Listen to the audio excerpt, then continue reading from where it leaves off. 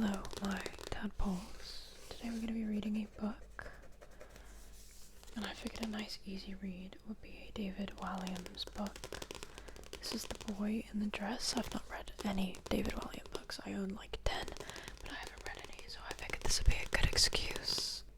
Sorry, I really hate living in the house I'm in. Everyone is always so loud. Anyway, if you hear someone screaming in the background, that's just one of my roommates. Please try your best to ignore them. Anyway, we're gonna read this one. I fear how this holds up. I feel like it's gonna be like not as funny as it once was in its time. Every time I pause, they go dead fucking silent, and then every time I unpause, they start screaming again. So I'm really not sure what to do there. I'm just gonna have to continue. I'm sorry. I wish they would all leave the house. But that's not my position. That's not my, I can't really say that. What the hell? There's a bookmark in it. There's a bookmark in it. Even though I've never read this before. How strange. As I said, I have many David Walliams books, but I've never read any of them before. Well, we'll use this, because we're not going to read the whole book in this video, look how big it is, so we'll use this to save wherever we get up to. I'm just going to basically read until I lose interest. You can tell it's old, it's very stained. There's a little illustration of what looks like schoolboys roughhousing around, and here is a few schoolgirls. The Boy in the Dress. Okay. Chapter 1. No hugging. Dennis was different. When he looked in the mirror, he saw an ordinary 12-year-old boy, but he felt the difference. His thoughts were full of colour and poetry, though his life could be very boring. The story I'm going to tell you begins here, in Dennis's ordinary house, on an ordinary street, in an ordinary town. His house was nearly exactly the same as all the others in the street. One house had double glazing, another did not. One had a gravel drive, another had a crazy paving. One had a Vauxhall Cavalier even in the drive, another a Vauxhall Astra. Tiny differences that only really pointed out the sameness of everything. It was all so ordinary, something extraordinary just had to happen. Dennis lived with his dad, who did have a name, but Dennis just called him Dad, so I will too, and his older brother John, who was 14. Dennis found it quite frustrating that his brother would always be 2 years older than him, and bigger and stronger.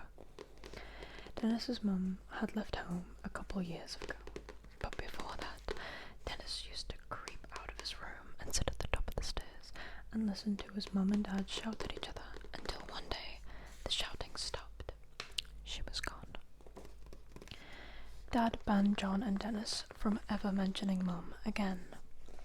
As soon as she left, he went around the house and took down all the photographs of her and burnt them in a big bonfire.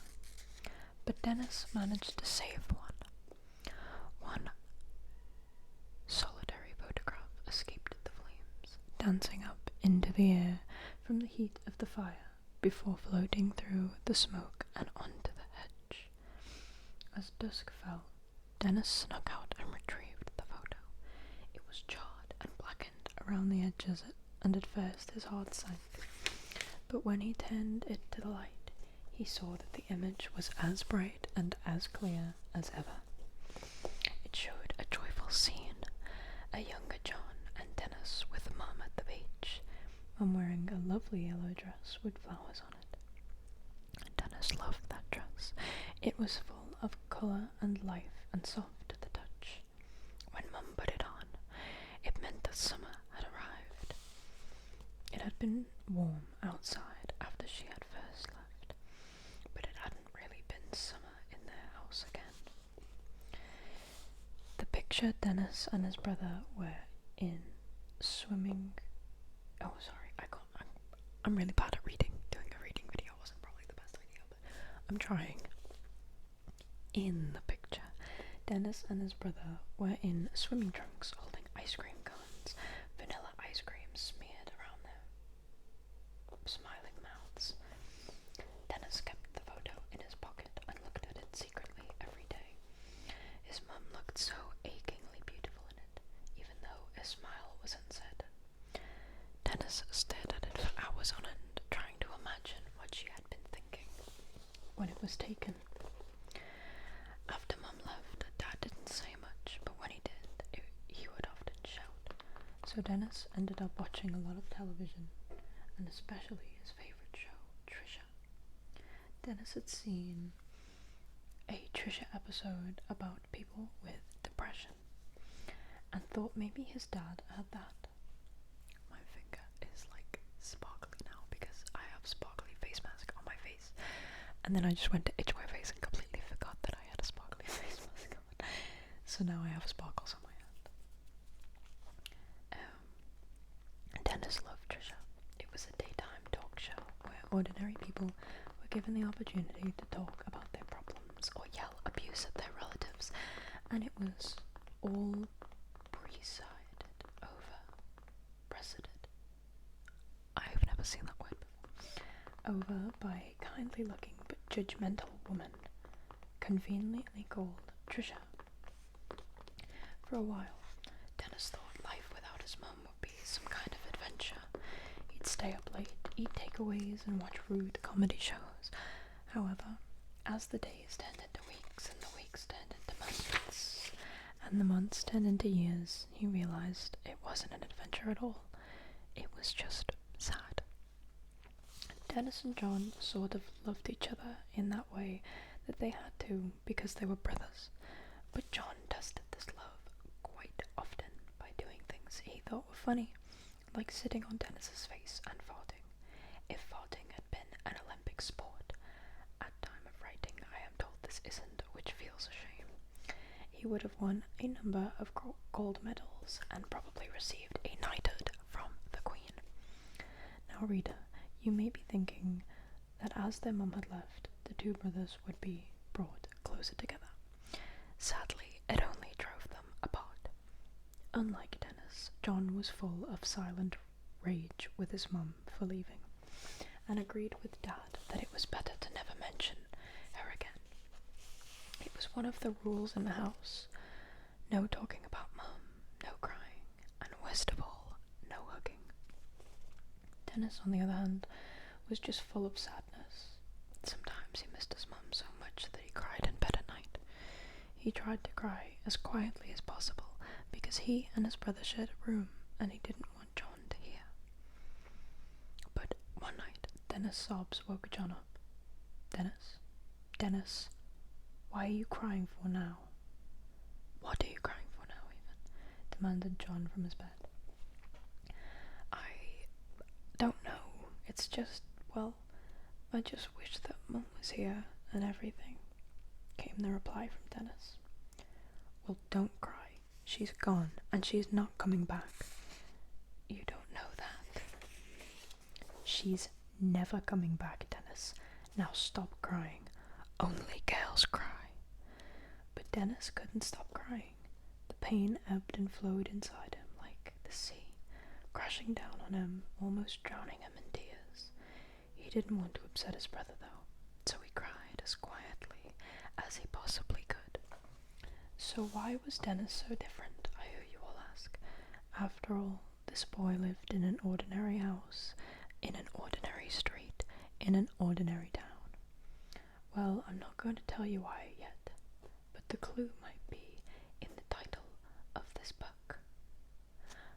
Is he going to be trans? I'm so confused. Because, on the one hand, because it feels like it's leading down this route, I could be completely wrong, I don't know anything about this book. On the one hand, like, obviously that's fine, but on the second hand, men can be sensitive, or well, boys, he's only a boy at this stage, but they can be sensitive without having to be a woman. You know? Boys can cry. That's completely fine. They don't have to be a woman to cry. I feel like maybe this is sending out the best of messages. I don't know. Maybe he is just a sensitive boy. I kind of hope that he is just a sensitive boy. Oh my god, what? Fat dad. Okay, I think we're gonna read 3 chapters, okay? Maybe even 2. We'll see how long this one is. But we'll read 3. And if you want, I'll come back to it. If not, I'll read it off camera. But comment below if you want me to continue this book in videos, because I will. Sorry, this is really making me laugh. Fat dad, what the fuck? Okay. Dennis's dad jumped up and down and shouted with joy. Then he pulled Dennis into a tight hug. 2-0, he said. We showed him, son? Yes, I know. I said there was no hugging in Dennis's house, but this was different. It was football. In Dennis's house, talking about football was easier than talking about feelings. He, John and Dad all loved football, and together shared their highs, and more often those of supporting their local 3rd Division team. But as soon as the match finished and the referee blew his whistle, it was as if that sound also signalled a return to their strict no-hugging policy. Dennis did miss being hugged. His mum had hugged him all the time. She was so warm and soft, he loved being held by her. Most children can't wait to grow up and get bigger, but Dennis missed being small and being picked up by his mother. It was in her arms that he had felt most safe. It was a shame Dennis's dad hardly ever hugged him. Fat people are good at hugs. They're nice and soft like a big, comfy sofa. Oh yes, didn't I mention that? Dad was fat. Really fat. What the hell? Dad worked as a long-distance lorry driver, and all that sitting down and driving had taken its toll, only stretching his legs to go to the service station cafe and eat various combinations of eggs, sausage, bacon, beans, and chips. Sometimes, after breakfast, Dad would eat 2 packets of crisp. He just got fatter and fatter after Mum left. Dennis had seen a Trisha episode about a man called Barry, who was so fat that he couldn't wipe his own bum. The studio audience were told about his daily food intake and oohed and ahed with a strange mixture of delight and horror. Then Trisha asked him, Barry, does the fact that you have to get your mum or dad to wipe your underneath not make you want to lose weight? Trisha, I just love me food, was Barry's smirking reply. Trisha put it to Barry that he was comfort eating. Trisha was good with phrases like that. She had been through a lot of difficult times herself. Barry cried a bit at the end, and as the credits rolled, Trisha smilingly and sadly gave him a hug, though it was hard for her to really get her arms around Barry, as he was the size of a small bungalow. Dennis wondered whether his dad was comfort eating too, having one more sausage or slice of fried bread at breakfast to, in Trisha's words, fill the emptiness inside. But he didn't dare share that thought with his dad. His dad wasn't keen on Dennis watching the show anyway. He said, it's just for girls, that. Dennis dreamed of one day having his own Trisha episode with the title, My Brother's Farts Smell Well Bad, or My Dad Has a Chocolate Hobnob Problem. Dad ate a whole packet of the admittedly Moorish biscuits every day when he got home from work. So when Dennis, his dad, and John played football, Dad was always go into goal, because he was so fat. He liked it because it meant he didn't have to run around that much. The goal was an upturned bucket and an empty beer keg even, a remnant from a long-forgotten barbecue they'd once had while Mum was still around. They didn't have barbecues anymore. These days they had battered sausages from the local chippy, or bowls of cereal, even when it wasn't breakfast. What Dennis loved most about playing football with his family is that he was the best. Even though his brother was 2 years older, Dennis could run rings around him in the garden, tackling and dribbling and scoring with great skill. And it wasn't like it was very easy to get the ball past his dad, not because Dad was good in goal. It was just that he was so big. On Sunday mornings, Dennis used to play football for his local club.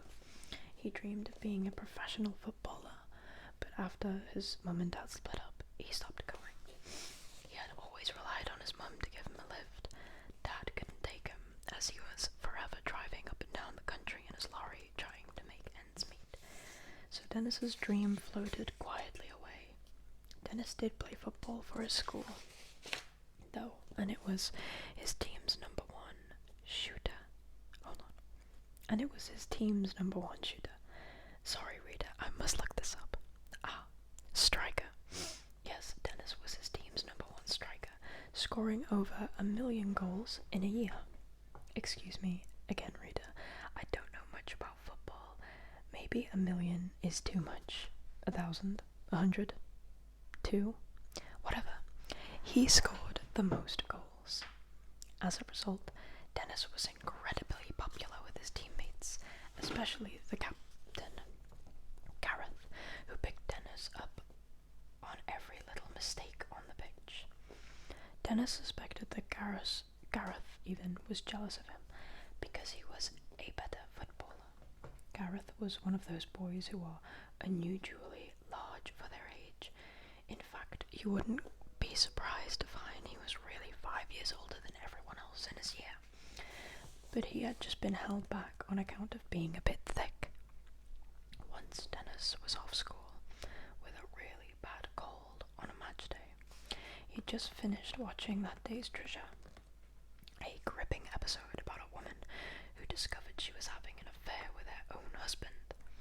Then he was looking forward to some Heinz tomato soup and his second favourite show, Loose Women, where a panel of angry-looking ladies debated the important issues of the day, like diets and leggings. But just as the signature tune was starting, there was a knock at the door. Dennis got up grumpily. It was Darvish, Dennis's best friend at school. Dennis, we desperately need you to play today, pleaded Darvish. I'm sorry, Darvish, I'm just not feeling well. I can't stop sneezing or coughing. Achoo. See? Replied Dennis. But it's the quarter-finals today. We've got knocked out at the quarter-finals before. Please? Dennis sneezed again. Achoo. It was such a strong sneeze that he thought he was going to turn inside out. Please, said Darvish, hopefully, as he discreetly wiped off some of Dennis's stray snot from his tie. Okay, I'll try, coughed Dennis. Yes, exclaimed Darvish, as if victory was already theirs. Dennis gulped down a couple of mouthfuls of soup, grabbed his kit, and ran out the house. Darvish's mum was sitting in a little red Ford Fiesta waiting outside, with the engine running. She worked on the tills at Sainsbury's, but lived to see her son play football. She was the proudest mum in the world, which always made her son squirm a little. Thank goodness you have come, Dennis, she said as Dennis clambered into the back seat. The team needs you today. It's a very important match, without doubt the most important match of the season. Just drive, please, Mum, said Darvish. All right, we're going. Don't talk to your mother like that, Darvish, she shouted, pretending to be angrier than she really was. She put her foot on the accelerator, and the car lurched uncertainly off towards the school playing fields. Oh, you've decided to come, have you? Growled Gareth as they pulled up. Not only was he bigger than everyone else, he had a deeper voice and was disturbingly hairy for a boy of his age. When he showered, he looked like a big monkey. Sorry, Gareth, I just wasn't feeling well. I have a pretty bad. Before Dennis could say cold, he sneezed again, even more violently than before.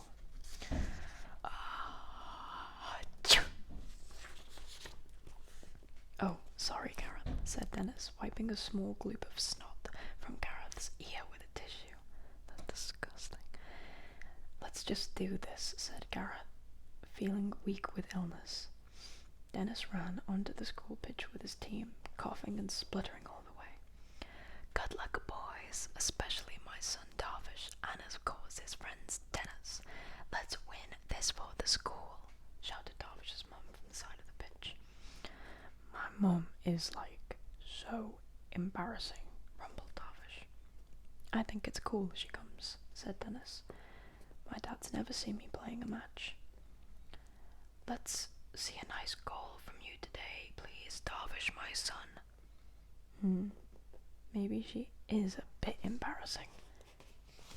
That afternoon, they were playing St. Kenneth's School for boys, one of those schools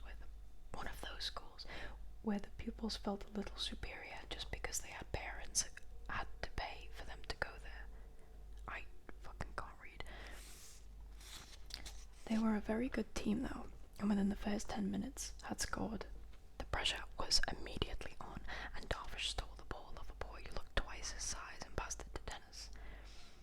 Lovely tackle, Darvish, my son, shouted Darvish's mum. The thrill of possessing the ball made Dennis forget his cold for a moment, and he had weaved his way through the defence and approached the goalkeeper, a luxuriant-haired boy, sporting a brand new kit, who was probably called Oscar or Tobias or something.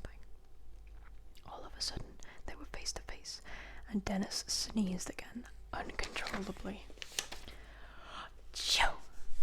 The snot exploded onto the goalie's face, blinding him for a moment, and all Dennis needed to do was tap the ball past the line. Foul! Shouted the goalkeeper, but the referee allowed it. It was foul, but technically not a foul. I'm sorry about that, said Dennis. He really hadn't meant to do it. Don't worry, I have a tissue, exclaimed Darvish's mum. I always carry a packet with me. She hurtled onto the pitch, hitching a bit sorry to avoid the mud, and ran up to the goalie. There you go, Bash boy, she said, handing him the tissue. Darvish rolled his eyes at his mother's one-woman pitch invasion. Sorry, I can't read. The goalie tearfully wiped Dennis's mucus from his floppy hair. Personally, I think St. Kenneth's don't stand a chance, she added. Mum! Shouted Darvish. Sorry, play on. 4 goals later, one from Dennis, one from Gareth, one from Darvish, and one accidental deflection from Darvish's mum, and the game was won. You are through to the semi-final, boys. I can't wait, exclaimed Darvish's mum as she drove the boys home, beeping out tunes on the Ford Fiesta's horn in celebration. For her, it was as if England had won the World Cup. Oh, please don't come, Mum, I beg you. Not if you're gonna do that again. How dare you, Darvish? You know I wouldn't miss the next game for the world. Oh, you make me so proud. Darvish and Dennis looked at each other and smiled. For a moment, their victory on the pitch had made them feel like they owned the universe. Even Dad raised a smile when Dennis told him that his team were going through to the semi-finals. But Dad wasn't going to stay happy for long. Alright. That's enough reading for today. When I read too long, I suddenly can't say the words right anymore. But I quite enjoy this so far, except for all the disgusting talk of snot. That's vile, but I feel like that's quite normal for David Williams. I think there's like glue on the front of this book as well. What the hell? Anyway, that's it for today. Let me know if you want me to keep reading this book on this channel, and I will.